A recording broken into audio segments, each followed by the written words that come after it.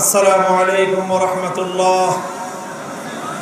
আলহামদুলিল্লাহি রাব্বিল আলামিন ওয়াসসালাতু ওয়াসসালামু আলা সাইয়্যিদিল আমবিয়া'i ওয়াল মুরসালিন ওয়া আলা আলিহি ওয়া আসহাবিহি ওয়া মান তাবি'আহুম আজমাইন। আন্দোলনরত ৮ দলের চট্টগ্রাম বিভাগীয় সমাবেশে উপস্থিত ৮ দলের শীর্ষ নেতৃবৃন্দ, সংগ্রামী বীর চট্টলাবাসী, চট্টগ্রামের ঐতিহাসিক লাল দিঘি ময়দানে দাঁড়িয়ে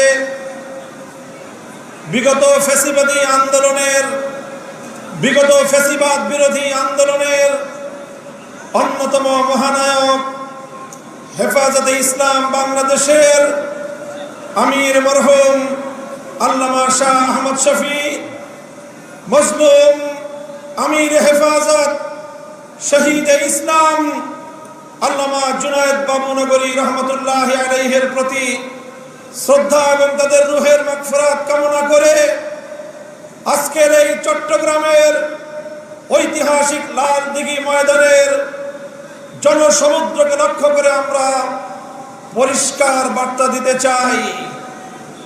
বাংলাদেশ, আমাদের এই গরিব দুঃখী মেহনতি মানুষের রক্ত আর ঘামে গড়া এই বাংলাদেশ আর কোনদিন শুধুমাত্র বনেদি এবং বড়লোকদের বাংলাদেশে আর থাকবে না ইনশাআল্লাহ।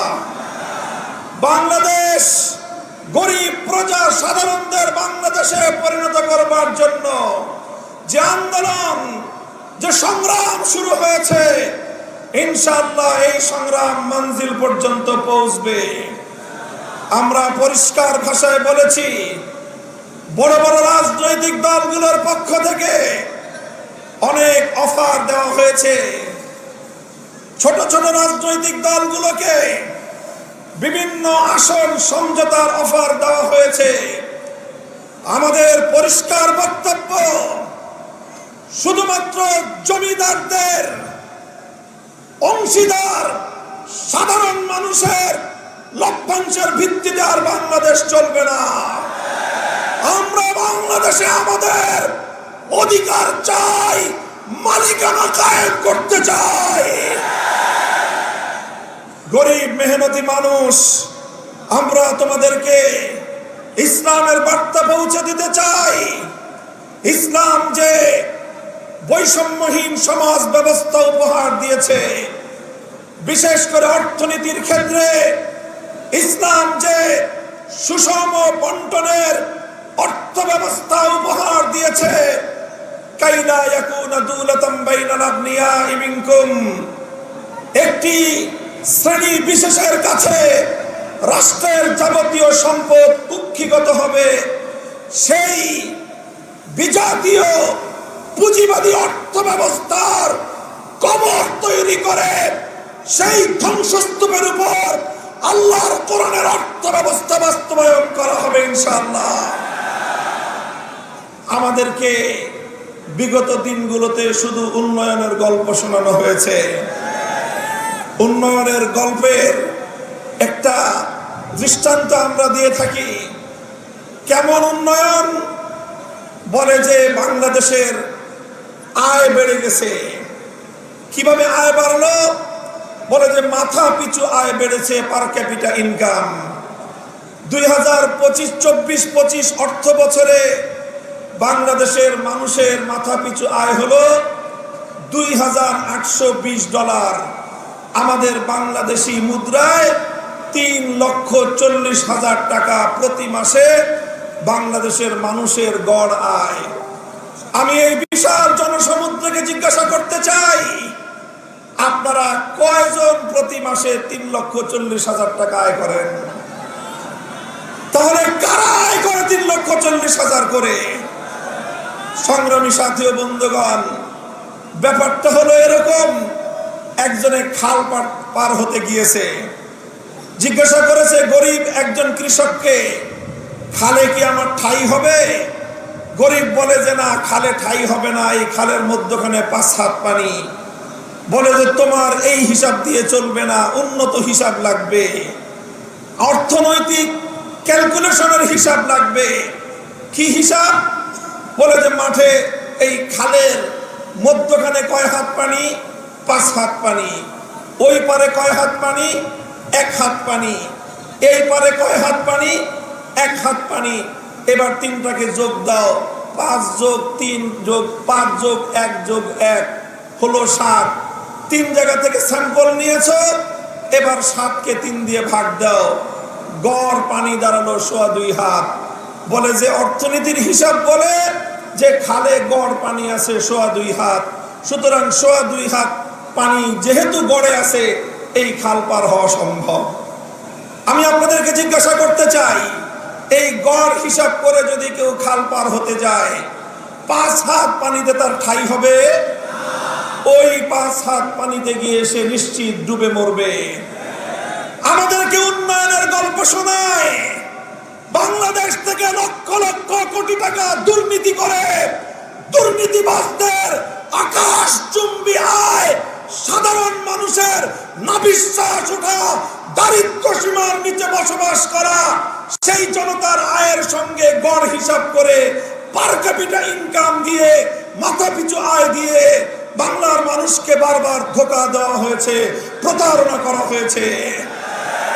এবার ইসলামী দলগুলোর ঐক্যবদ্ধ আন্দোলনের মধ্য দিয়ে গোটা বাংলার তৌহিদি জনতা জেগে উঠেছে। ভারতবাদীর রাজনীতি আর বাংলার মাটিতে চলবে না। এবার বাংলার জমিন এদেশের সাধারণ মানুষের বিজয়ের মধ্য দিয়ে আল কোরআনের শাসন কায়েম হবে ইনশাআল্লাহ। কোরআনী অর্থ ব্যবস্থা, আল কোরআনের বিচার ব্যবস্থা, ইসলামের শাসন ব্যবস্থা, ইসলামী শিক্ষা ব্যবস্থা বাস্তবায়নের মধ্য দিয়েই সোনার বাংলাদেশ আমরা গড়ে তুলব ইনশাআল্লাহ। আপনারা ঐক্যবদ্ধ থাকবেন তো? আমরা বলি সোনার বাংলাদেশ দেখা শেষ, নতুন বাংলাদেশ দেখা শেষ, সবুজ বাংলাদেশ দেখা শেষ, ডিজিটাল বাংলাদেশেও দেখা শেষ। এবারের বাংলাদেশ দেখতে চাই ইসলামের বাংলাদেশ, আল কোরআনের বাংলাদেশ, খেলাফতের বাংলাদেশ। হাতে হাত রেখে টেকনাফ থেকে তেতুলিয়া সকল ষড়যন্ত্রের বিরুদ্ধে, চক্রান্তের বিরুদ্ধে, আধিপত্যবাদের বিরুদ্ধে আমরা ইস্পাত কঠিন জনতার যে ঐক্য গড়ে তুলেছি, জনতার বিজয়ের মধ্য দিয়েই ইনশাআল্লাহ চূড়ান্ত লক্ষ্যে পৌঁছবে।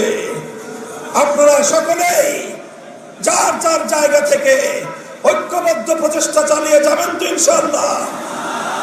আজকের এই বিশাল গণসমুদ্রর গণসমাবেশ আল্লাহর রহমতে সাফল্যমণ্ডিত হয়েছে। এখন থেকে ঐক্যবদ্ধভাবে আগামী জাতীয় নির্বাচন এবং গণভোটে হা বাক্সকে বিজয়ী করবার জন্য ময়দানে নেমে পড়বো ইনশাআল্লাহ। আমরা নাসরুম মিনাল্লাহি ওয়া ফাতহুন করিব ওয়া আখিরু দাওয়ানা আলহামদুলিল্লাহি রাব্বিল আলামিন। ওয়াসসালামু আলাইকুম ওয়া রাহমাতুল্লাহ। সুবহানাল্লাহি ওয়া বিহামদিহি, সুবহানাকাল্লাহুম্মা ওয়া বিহামদিক, আশহাদু আল লা ইলাহা ইল্লা আনতা, আস্তাগফিরুকা ওয়া আতুবু ইলাইক।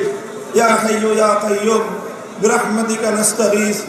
ইলাহুল আলামিন, রব্বুল আলামিন, এই বাংলার নির্যাতিত নিপীড়িত মানুষ, অধিকার হারা মানুষ শত শত বছর ধরে ঘাম দিয়ে, অশ্রু দিয়ে, রক্ত দিয়ে তারা এই জমিনকে আজাদ করেছে, মুক্ত করেছে।